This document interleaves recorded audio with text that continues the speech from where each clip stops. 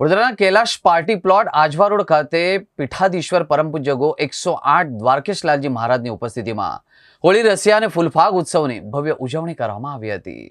પરમ પૂજ્ય ગો 108 દ્વારકેશ લાલજી મહારાજની પ્રેરક ઉપસ્થિતિમાં હોળી રસિયા અને ફૂલફાગ ઉત્સવની ઉજવણી કરવામાં આવી હતી। મોટી સંખ્યામાં વડોદરાના વૈષ્ણવ સમાજના લોકો ઉપસ્થિત રહ્યા હતા।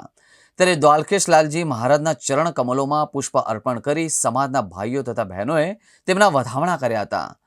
ફાગ ઉત્સવ નિમિત્તે હોળી રસિયા કાર્યક્રમમાં લોકોએ પુષ્પોની હોળી રમી હતી। તેમજ ગાયક વૃંદ સુખવિલાસ વૃંદના રાજેશભાઈના કંઠે વિવિધ ભજન સહિત રસિયા ગવડાવી લોકો આનંદિત થઈ ઝૂમી ઉઠ્યા હતા। ત્યારે શ્રી દ્વારકેશલાલજી મહારાજના દર્શન કરવા માટે મોટી સંખ્યામાં લોકો એકત્રિત થયા હતા અને તેમના દર્શન કરી ધન્યતા પણ અનુભવી હતી।